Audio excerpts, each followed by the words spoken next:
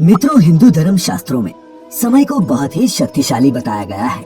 वो समय का पहिया ही है जो मनुष्यों को खुशी, गम, लाभ, हानि और जीवन मृत्यु से परिचित करवाता है। मित्रों, आपने भी देखा होगा कि समय का चक्र जब परिवर्तित होता है तो राजा को रंक और रंक को राजा बना देता है। और ऐसा माना जाता है कि समय के कारण ही मनुष्य के जीवन में कभी खुशी आती है तो कभी दुख भी उन्हें झेलने पड़ते हैं। लेकिन क्या आपने कभी ये सोचा है कि आपके जीवन में शुभ समय आने वाला है, इसका पहले ही पता कैसे किया जा सकता है? अगर नहीं तो चलिए आज की इस वीडियो में हम आपको उन संकेतों के बारे में बताते हैं जिन्हें जानने के बाद आप भी अपने जीवन में होने वाले बदलाव का अंदाजा पहले ही लगा सकेंगे, जिसके बारे में भगवान श्री कृष्ण ने स्वयं नारद जी को बताया था। हिंदू धर्म ग्रंथों में वर्णित एक कथा के अनुसार जब एक दिन नारद जी भगवान श्री कृष्ण से मिलने आए तो उन्होंने भगवान से पूछा, हे नारायण, कृपया कर ये बताइए कि कोई भी मनुष्य अपने जीवन में आने वाले शुभ समय के बारे में पहले से ही कैसे जान सकता है? तब भगवान कृष्ण ने उत्तर दिया, हे देवर्षि, मैं स्वयं मनुष्यों को समय परिवर्तित होने से पहले ही कुछ संकेत पशु पक्षियों, छोटे बच्चों और अपने भक्तों द्वारा पहुंचाता हूँ, जिन्हें ज्ञानी मनुष्य तो समझ लेते हैं लेकिन अज्ञानी मनुष्य उन्हें भाप नहीं पाते। हे देवर्षि, इन संकेतों में से सबसे पहला संकेत ये है कि जब किसी मनुष्य की आंखें ब्रह्म मुहूर्त में अक्सर खुलने लगती हैं और उसे ईश्वर का स्मरण स्वतः ही होने लगता है, या फिर मनुष्यों को ऐसा प्रतीत होने लगता है कि उन्हें कोई और किसी दिशा की ओर ले जा रहा है, तब ऐसे मनुष्यों को ये समझ लेना चाहिए कि आने वाले समय में उनके भाग्य का द्वार खुलने वाला है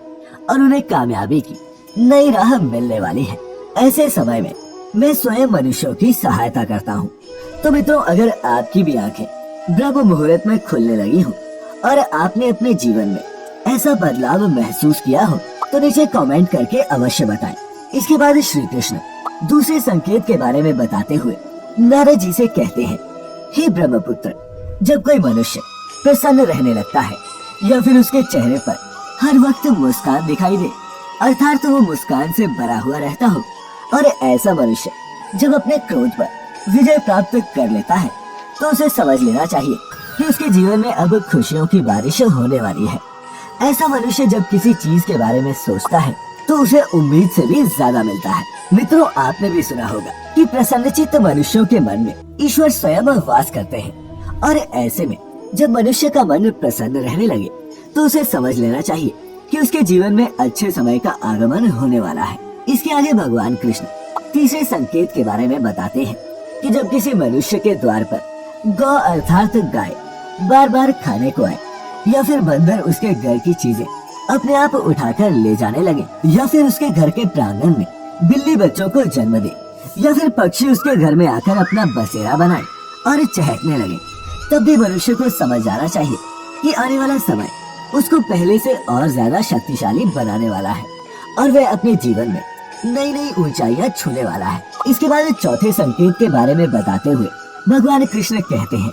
जब किसी मनुष्य के घर पर छोटे बच्चे बिना बुलाए बार बार आकर खेलने लगे या फिर उन्हें देखकर बार बार मुस्कुराएं, तो ऐसे में उस मनुष्य को भी समझ जाना चाहिए कि उनका आने वाला समय खुशियों से भरा होने वाला है और नए रिश्ते उनसे जुड़ने वाले हैं।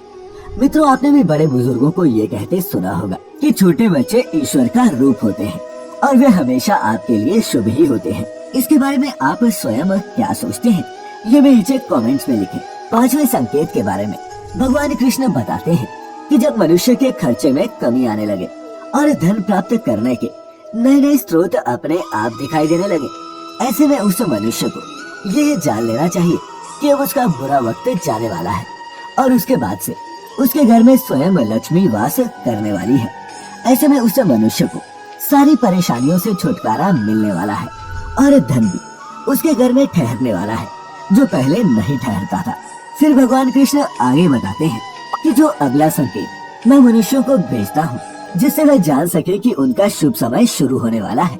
वह ये है कि जब भी कोई मनुष्य पूजा की थाली लिए हुए भगवान की आरती कर रहा हो और उसे ऐसा प्रतीत हो कि उसे देखकर भगवान की मूर्त मुस्कुरा रही है,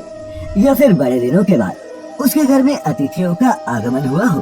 तो उसे भी समझ जाना चाहिए उसका अच्छा समय शुरू होने वाला है। इसके अलावा जब किसी महिला का बायां अंग और पुरुष का दाहिना अंग फड़कने लगे तब भी उसे जान जाना चाहिए कि उसका शुभ समय आने वाला है। इसके बाद इस 7वें संकेत के बारे में भगवान कृष्ण बताते हैं कि जब कोई मनुष्य सुबह सुबह किसी शुभ कार्य को करने के लिए घर से निकलता है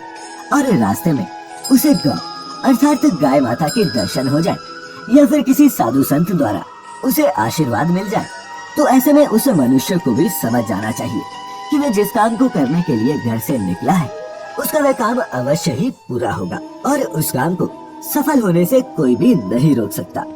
अंत में भगवान कृष्ण बताते हैं, हे नारद, इन सब के अलावा जब किसी मनुष्य को संध्या के समय जल से भरा पात्र या फिर दूध से भरा पात्र किसी के द्वारा उसे प्राप्त हो या फिर कोई उसे मिठाई दे तब भी उसे समझ जाना चाहिए कि अब उसके भाग्य खुलने वाले हैं। तो मित्रों, ये थे वो 7 संकेत जिन्हें जानकर या फिर महसूस करके आप अपने आने वाले शुभ समय को भली भांति पहचान सकते हैं। लेकिन भगवान कृष्ण ने ऐसे ही कुछ संकेत और भी बताए हैं जो मनुष्यों के जीवन में आने वाले अशुभ समय के बारे में बताते हैं। यदि आप भगवान कृष्ण द्वारा कहे गए उन अशुभ संकेतों के बारे में भी जानना चाहते हैं तो हमें नीचे कमेंट करके अवश्य बताएं। खैर, आज की आपको कैसी लगी ये भी नीचे कमेंट करके अवश्य लिखें। तो फिलहाल आज के लिए बस इतना ही। अब हमें इजाजत दें। आपका बहुत बहुत शुक्रिया।